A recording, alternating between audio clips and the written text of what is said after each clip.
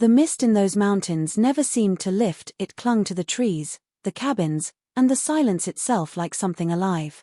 Locals called it the breath of the ridge, a pale shroud that rolled down from the hollows every evening, swallowing the roads and the light. Travelers didn't linger there. The few who did returned with stories that didn't sit right, of singing where there were no voices, of figures seen at the edge of the fog, and of children born with faces too still, too smooth, as if someone had forgotten to finish them. When the first report reached the county office, a baby girl born without eyes, it sounded like another mountain myth. But then came the photographs, grainy and trembling, showing something that science couldn't explain. The mother refused to speak. The father had vanished 2 days before the birth. And the midwife who delivered the child left town before sunrise, muttering that the child had never cried once. A government van climbed the narrow dirt road weeks later, carrying a team of researchers and one woman who claimed she'd seen something similar before, a pattern repeating across isolated Appalachian families. The locals watched from their porches as the van passed, their faces hollow with the kind of fear that isn't born from superstition, but from memory. No one offered directions. No one warned them to turn back. As night fell, the van reached a clearing at the edge of the woods, where a rusted sign leaned against the earth, half buried in moss. The letters had long since faded, but beneath the rust, one word could still be made out: Elderline. That was where the family lived, or so the stories said. Beyond that point, the road wasn't on any map. There were no more lights, no more names.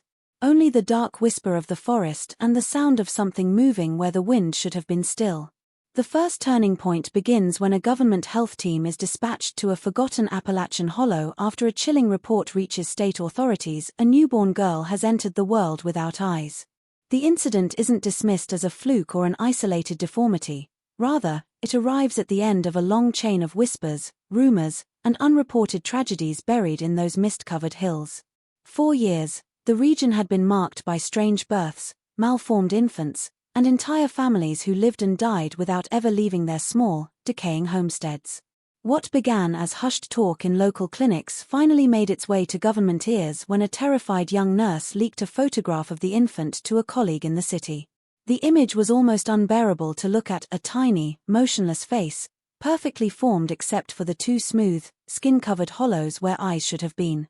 The arrival of the government van broke a silence that had lasted for generations. As it rumbled up the dirt road, its white paint and flashing insignia looked alien against the mud-streaked cabins and rusting mailboxes. The team included doctors, geneticists, and one anthropologist specializing in isolated communities. Though they were trained to remain objective, the unease was immediate. Locals refused to make eye contact, muttering under their breath about the curse up the ridge and warning the outsiders not to stay past sundown.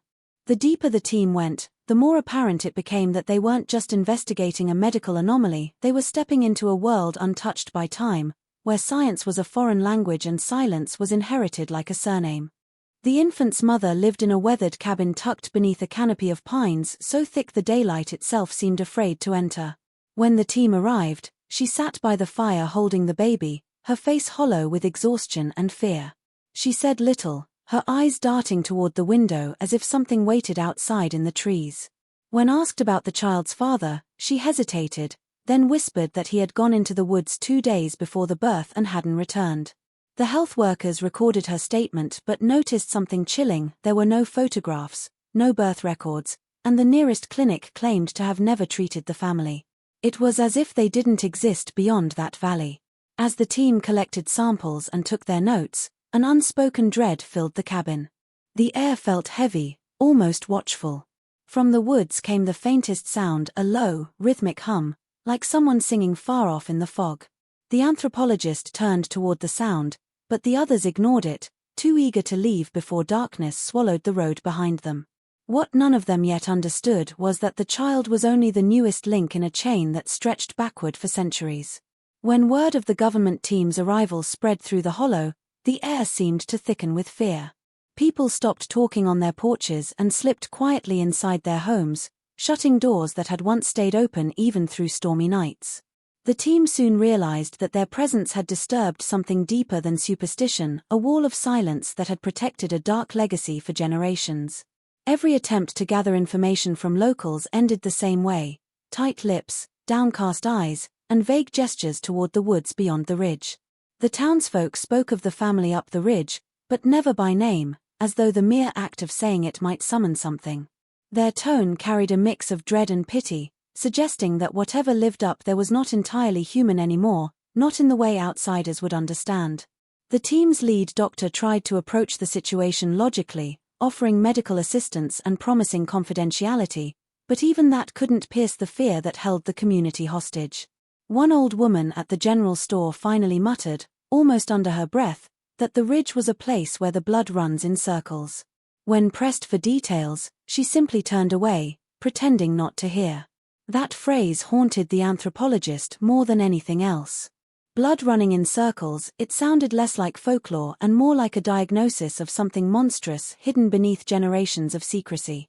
Each night, as the fog rolled down the mountainside, the team heard faint voices carried on the wind, not conversation, but low, humming sounds that rose and fell like a lullaby. The locals refused to explain the noise, insisting that nothing lived on that ridge anymore, though their faces betrayed the lie. At one point, a young deputy assigned to escort the researchers refused to drive past a certain bend in the dirt road, claiming that his father once took a wrong turn there and came back 2 days later without his memory. The deeper the team tried to push toward the ridge, the stronger the resistance became, as if the entire town were conspiring to keep them from crossing an invisible boundary. The anthropologist began piecing together fragments of local history from abandoned newspapers and fading county records. There were missing persons reports spanning over 100 years, always ending near the same location, an unmarked stretch of forest beyond the hollow. Every few decades, the same story resurfaced under different names: a birth defect, a disappearance, a fire no one investigated.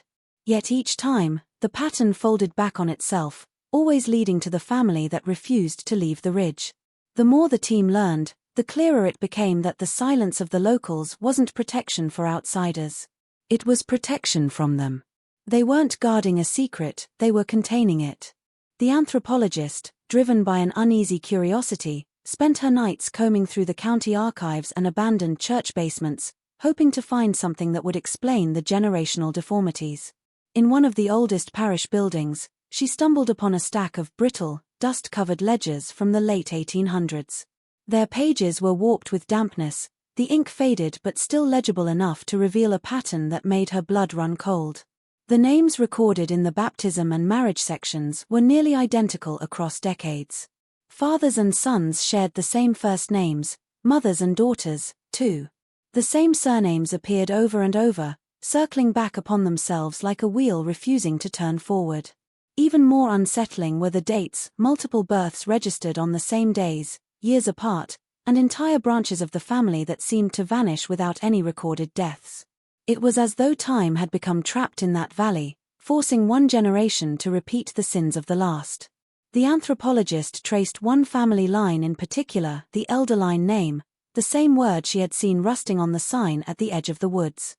The further back she went, the more tangled the records became. There were marriages between cousins, uncles listed as guardians of their own nieces, and documents that bore the same handwriting for witnesses decades apart. The most disturbing detail appeared in a cluster of births recorded between 1889 and 1910, where the section forefather's name was repeatedly left blank. Instead, a faint note was written in the margins by the parish clerk, "of the same blood." That phrase, repeated over a dozen times, struck her as both an admission and a warning. As she pieced the information together, a chilling realization dawned: the family hadn't simply been isolated by geography, they had isolated themselves by design. The repetition of names wasn't a coincidence but a ritual, a deliberate act of preservation meant to keep something within their bloodline untouched by outsiders. Yet the deeper she read, the more she began to sense that whatever purity they had sought to preserve had long since twisted into something unholy. The church records abruptly stopped in 1912, with a single final entry scrawled across the page in uneven handwriting: "No more will we record their kind." She looked up from the ledger to find the air inside the church heavy and still, dust motes drifting like ash in the lamplight. For a moment, she thought she heard movement, a shuffle of feet or perhaps the brush of fabric against wood, but when she turned, the doorway was empty. The sound lingered just long enough to make her believe that someone, or something, was still keeping watch over those names, guarding the history that should have been forgotten. The first sign that something unnatural surrounded the Elderline property appeared when a state biologist, assigned to accompany the health team, began documenting the strange condition of local wildlife. Small animals, raccoons, foxes, even deer, were being found dead near the edge of the ridge, their bodies intact except for one grotesque detail: their eyes were gone. There were no signs of predation, no claw marks, no torn flesh. The sockets were perfectly smooth, as if something had removed them with surgical precision. The findings baffled the scientists and terrified the locals, who claimed that this had been happening for generations. Some whispered that the woods took back what the family lost, while others swore the animals wandered too close to the Elderline house and were collected as offerings. No one dared to go near after sundown, not even the hunters who once lived off the land. When the anthropologist examined one of the carcasses herself, she noticed the strange pattern that connected it to the infant she had seen earlier. Both the animal and the child shared the same smooth, sealed flesh where eyes should have formed. It was almost as if nature itself had begun to mimic the deformities of the family. The realization unsettled her in a way she couldn't explain. Science demanded logic, mutation, or infection, but this felt older, deeper, like an echo of something ritualistic rather than random. Late one evening, she accompanied the biologist to the outskirts of the forest to collect samples. The woods were silent except for the distant sound of dripping water and the occasional flutter of wings. Then, just beyond the tree line, they found a small pile of animal remains carefully arranged in a circle. The pattern was deliberate, almost ceremonial. In the center, buried halfway in the dirt, was a fragment of porcelain, part of what looked like a child's doll's face, its painted eyes chipped away. The discovery left the team shaken. The anthropologist pocketed the fragment, unsure why she couldn't leave it behind. As night fell, they began to retreat toward the road, but the forest didn't seem still anymore. Somewhere deeper within, a faint rustling began, not the wind, not footsteps, but something that moved with intention. The biologist's flashlight flickered once, twice, and then went out completely. In the pitch black, the anthropologist thought she saw something glimmer in the darkness, two pale, round shapes reflecting no light at all, like the empty sockets of a face staring back at her. When she blinked, they were gone. But when she returned to camp, the doll fragment in her pocket was warm to the touch, as if it had been lying beneath something alive. Among the fragments of records and faded photographs the anthropologist uncovered, one artifact stood out: a journal wrapped in oilcloth, hidden behind a false wall in the basement of the old mountain church. The cover bore no name, but the first page revealed its author, Reverend Elijah Crane, a preacher assigned to the region in 1910. His entries began as ordinary sermons and accounts of his ministry, but within weeks, the tone darkened. The Reverend wrote of arriving to find a community with no light of God in their eyes, describing children born with deformities and a family at the ridge who refused to attend services. He wrote that their home reeked of decay and silence, and that when he offered prayer, the matriarch of the house had laughed softly, saying they had no use for heaven, their salvation was already within their blood. The Reverend at first thought her words metaphorical, until he witnessed a baptism performed not in the church's river, but in a murky pond at midnight, under the light of lanterns covered in cloth. The ceremony wasn't Christian. It was something else entirely. In his later entries, his handwriting grew erratic, lines blotted and uneven, as though written in fear. He described hearing voices in the woods calling his name and seeing children with milky, unfocused eyes watching him from behind the trees. He became convinced that the family practiced a form of ritual inbreeding to preserve what they believed was a divine purity, a bloodline untainted since the earliest settlers. His writings suggested he planned to cleanse the land of the blight and had gathered a small group of parishioners willing to confront the family. The last dated entry, from October 12, 1912, was barely legible but seemed to recount the night he led his followers toward the ridge, carrying torches and scripture. He wrote that the air turned thick as fog poured from the ground, and that a low, humming chant rose from the woods before they even reached the property. The entry ended abruptly, the last sentence broken mid-word, followed by a dark smear across the page as though the pen had been torn away from his hand. After that, No record of Reverend Crane existed in any local or state archives. The church itself burned down a few months later, and its congregation dispersed into nearby towns, leaving only the foundation behind. Holding the journal, the anthropologist felt an inexplicable sense of being watched, as if the preacher's unfinished work still lingered in the valley. The smell of smoke clung to the brittle pages, and in the faint light of her lantern, she thought she saw faint, wet fingerprints along the edge of the final entry, as though someone else, not the Reverend, had touched it after the ink had dried. Unable to resist the pull of what she'd uncovered, the anthropologist decided to see the Elderline property for herself. Every local she asked warned her not to go, insisting that no map could guide her through those woods and no compass would keep its direction past the first mile. But the journal had mentioned a stone path that began near the burned church's foundation, leading north into the trees, and that was enough. She waited until the team had gone to sleep, then took her flashlight, the doll fragment, and the Reverend's journal, and began her ascent into the ridge. The night was unusually still, and the fog moved low and heavy, pressing against her skin like breath. The deeper she went, the quieter the world became, until even the sound of her own footsteps seemed swallowed by the earth. As she climbed, she began to notice faint markings on the trees, symbols carved into the bark, spirals intersected with crude excess, some fresh, others nearly consumed by moss. They appeared at irregular intervals, always facing the same direction, as though guiding her deeper. Then came the sound, faint at first, almost imperceptible, a slow, rhythmic humming, the same tone she had heard outside the cabin weeks earlier. It seemed to rise and fall with her breathing, echoing through the branches, too steady to be wind. She followed it instinctively, though every instinct in her body screamed to turn back. The air grew colder. Her flashlight flickered once, dimmed, and then steadied again. When she looked up, she realized she could no longer see the sky, only a canopy of twisted branches woven tightly above her, sealing her in. Eventually, the trees opened into a clearing. There, in the pale wash of moonlight, stood a house that looked more like a skeleton than a structure, its roof half collapsed, windows boarded, yet a faint light pulsed behind the cracks, like the beating of a slow heart.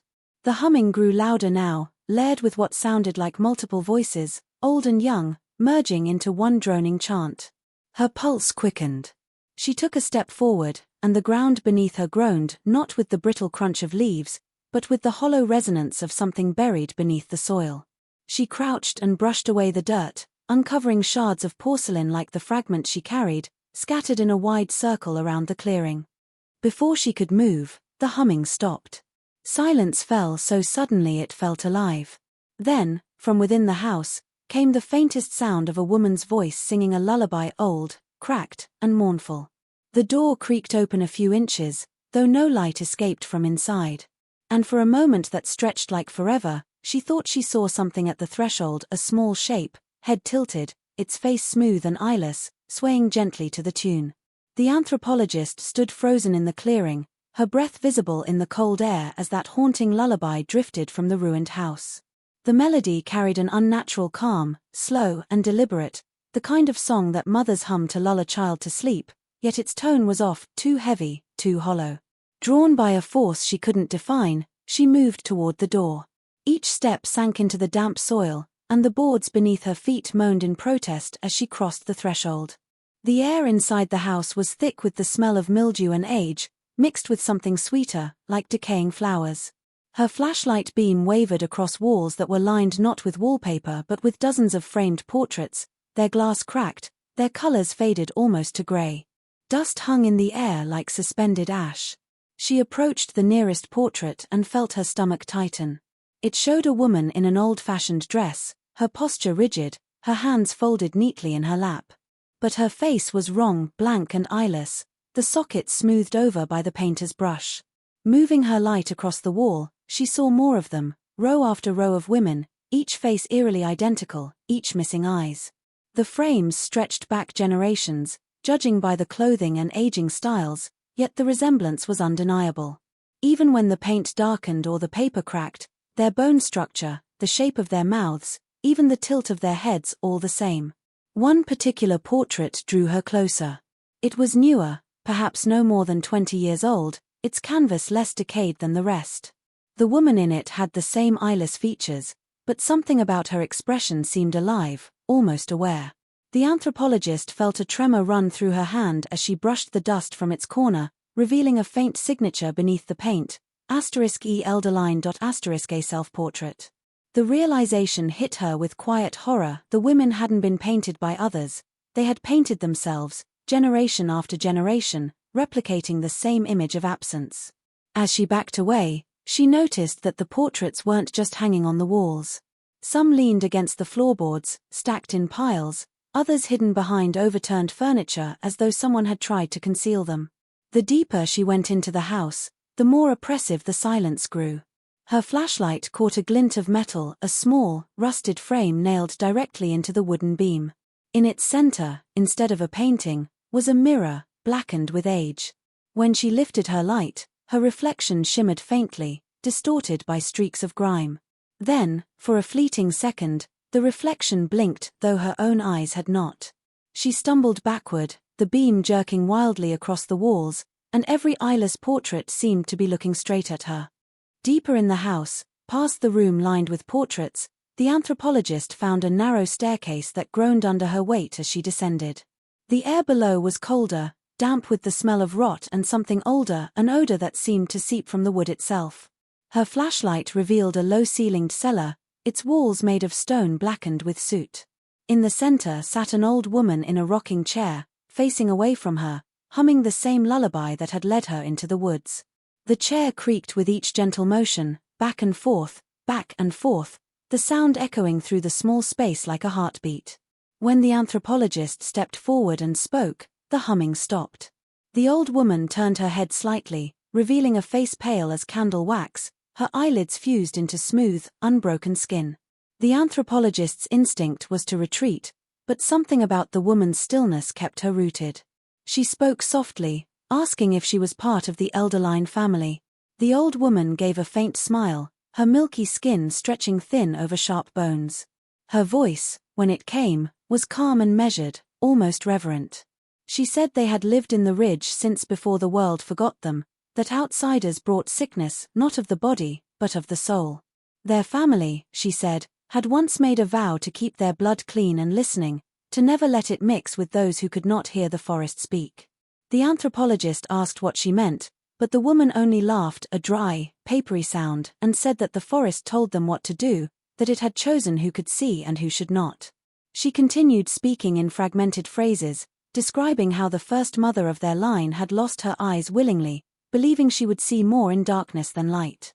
Each generation after her followed the same path, binding themselves to the land and to each other, convinced that purity of blood meant closeness to the forest's will. Over time, what began as devotion turned into fear. The old woman's voice trembled when she said they could no longer stop what had been started. The bloodline had turned inward, feeding on itself, and the forest had grown hungry for it. She claimed their deformities were not punishments but gifts, proof of their bond. As the anthropologist stood in stunned silence, the woman tilted her head as if listening to something unseen, then whispered that the child born without eyes was the last of them, the final offering.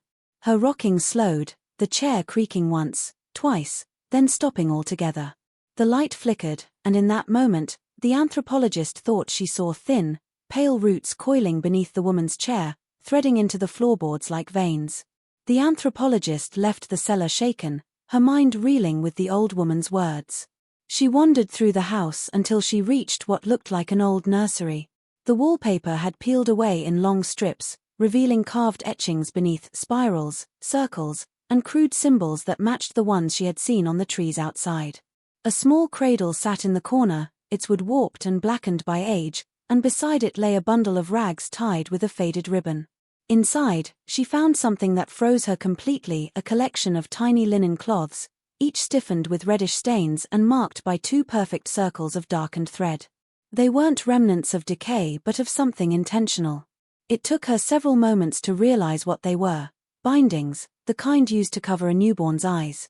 Each cloth had been carefully sewn, its pattern deliberate, precise, and old.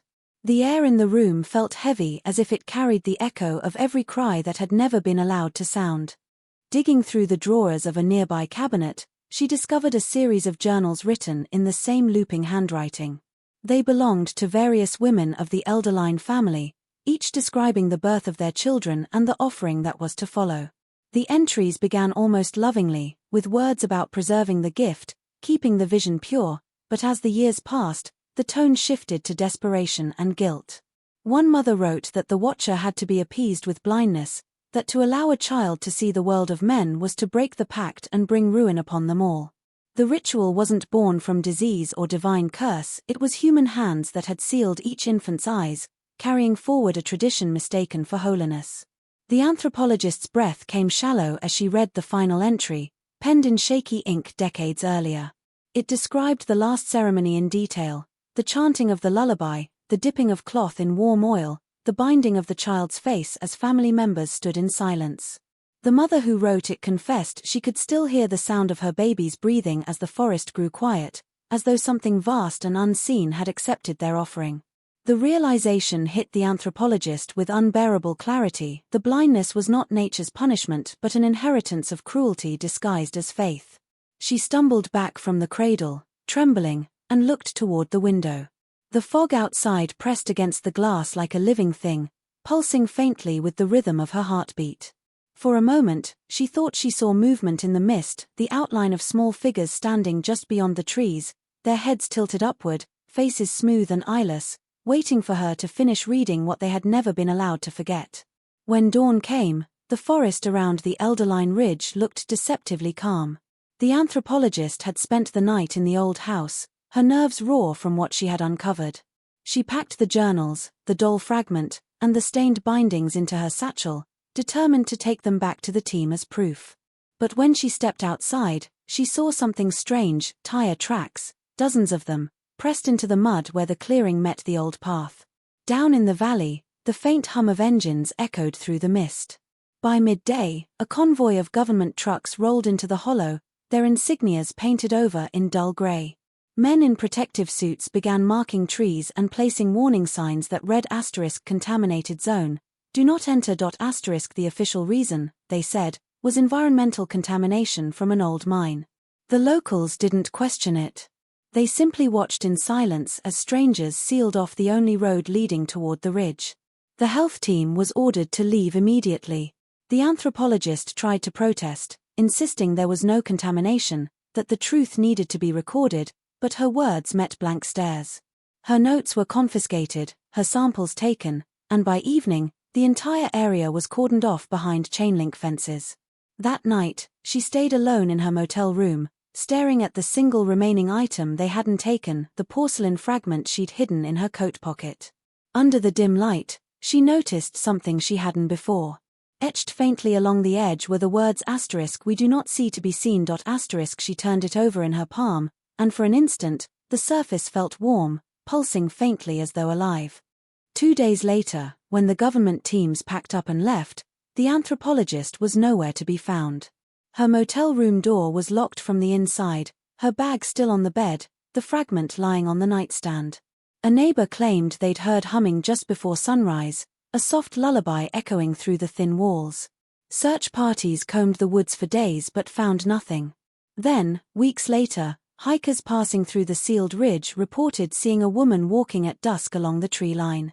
She was barefoot, her dress white and dirt-stained, her face turned toward the forest.